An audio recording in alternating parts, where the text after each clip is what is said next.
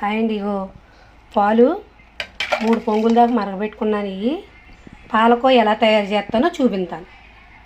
ఇదిగోండి బండి పెట్టుకొని కొన్ని వేసుకోవాలన్నమాట.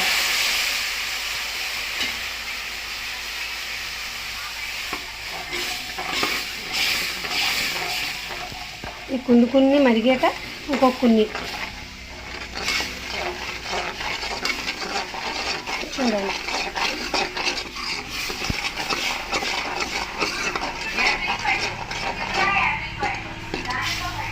ఎలా చిక్కబడిపోయినాయా. మళ్ళీ ఇంకో గరిటి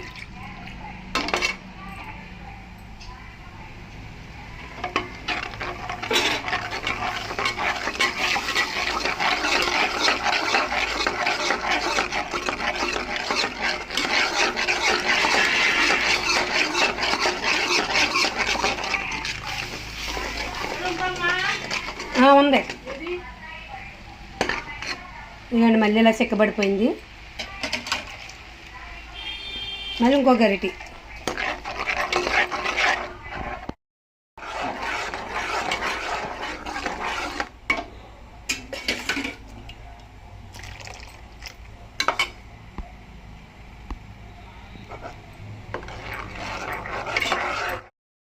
ఇవన్నీ మొత్తం పోసేస్తున్నాను.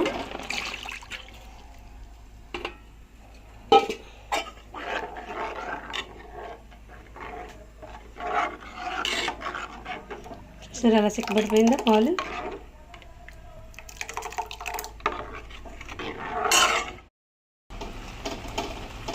మొత్తం ఇలా చిక్కబడిపోవాలి. ఇందులోని దీనికి తగినంత పంచదార వేసుకోవాలన్నమాట. ఈ కోవాకు సరిపోయినంత. ఇంకోటి పంచదార వేస్తున్నాను దీనికి సరిపోయినంత.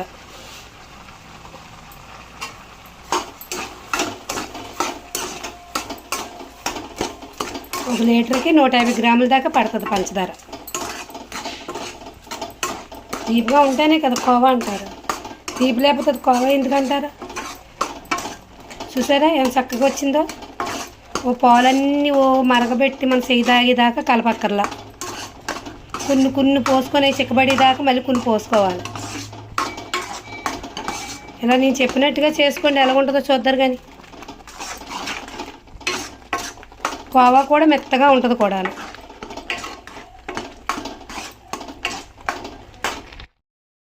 ఎంత దగ్గరగా అయిపోయిందో చూడండి. ఇది మొత్తానికి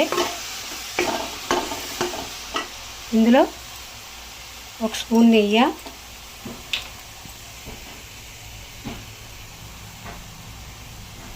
ఒక 1/2 స్పూన్ యాలక్కాయ పొడి వేసుకొని బాగా కలుపుకోవాలి.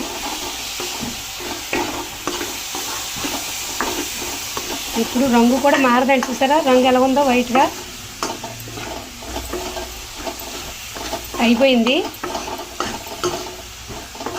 ఇది చల్లారాక మనకి ఇష్టం వచ్చిన షేప్లో చేసుకుంటాము. ఇగో పాలకోవా ఇన్ని పాలకోవలు అయినాయి. చూసారు ఎన్ని అయినాయా. ఇలా పాలకోవ చేసుకుంటే ఇంట్లోని 1 లీటర్ పాలకి ఇన్ని పాలకోవలు అవుతాయి. మనం పిల్లలకు అందంగా పెట్టుకుంటా కూడా బాగుంటుంది. మన పిల్లలకు మనం చేసి తయారు పెట్టుకుంటారు చెప్పండి. నచ్చితే ఒక లైక్ చేసి మా వీడియో ఫాలో అవ్వండి.